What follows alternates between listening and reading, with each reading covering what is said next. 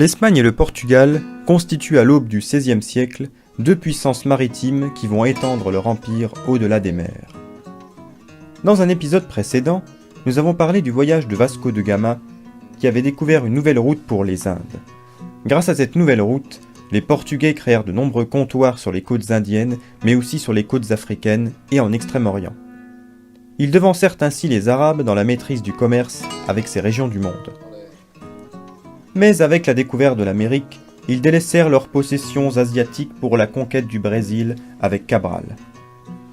Les Espagnols, quant à eux, ont conquis une grande partie du continent américain. Ils réussirent cet exploit grâce aux conquistadors. Les conquistadors étaient des hidalgos issus de la petite noblesse de campagne, dont certains avaient participé aux dernières batailles de la Reconquista contre les Arabes. Celle-ci, achevée en 1492, ces hommes pouvaient donc se consacrer pleinement à l'aventure américaine. Nous allons évoquer d'abord l'une des plus extraordinaires expéditions, qui est celle d'Hernán Cortés. Cortés débarqua avec ses hommes en 1519 dans la péninsule du Yucatan, au sud du Mexique.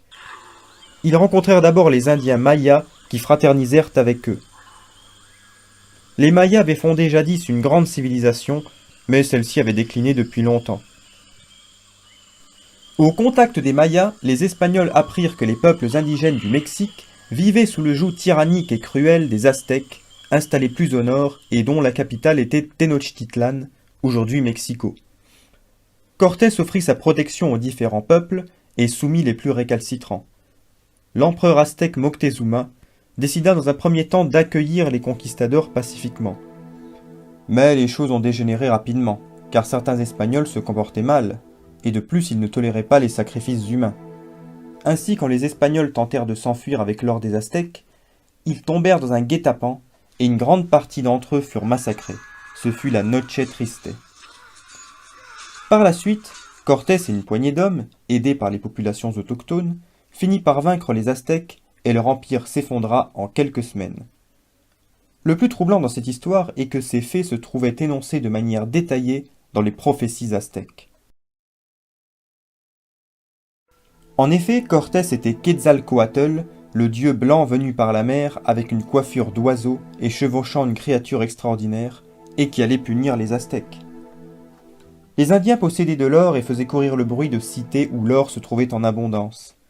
La légende d'Eldorado, l'homme recouvert d'or, est à l'origine de l'expression actuelle qui désigne un lieu où l'on part pour rechercher une vie meilleure. Un autre conquistador, Pizarro, chercha cet or au Pérou. Il rencontra un autre immense empire, celui des Incas, qui se disait fils du soleil. Cet empire était organisé de façon hiérarchique, mais aussi collectiviste et très solidaire. En effet, les personnes fragiles pouvaient être prises en charge par la communauté. Mais Pizarro et son second Almagro s'emparèrent de cet empire. Toutefois, les deux conquistadors devinrent rivaux et se disputèrent le pouvoir. Le Pérou connut ainsi plusieurs années de guerre civile dans laquelle étaient mêlés Indiens, Espagnols et Métis. Mais tous les conquistadors n'étaient pas si cruels avec les Indiens. Certains comme Aguilar ou Cabeza de Vaca vécurent parmi eux et apprirent leurs langages et leurs coutumes. La plupart comme Cortés épousèrent des Indiennes et mirent au monde les premiers métis. Et les Français dans tout ça? Ils participèrent également à la conquête, mais plus au nord. En 1534, Jacques Cartier aborda le Canada, remonta le fleuve Saint-Laurent et prit contact avec les populations autochtones d'Amérique du Nord. Il livra une des premières cartographies de la région. Le temps de la conquête terminé, viendra celui de la colonisation, avec malheureusement ses mauvais côtés, comme l'esclavage. D'abord celui des Indiens, puis la traite des Noirs. Mais ceci est une autre histoire.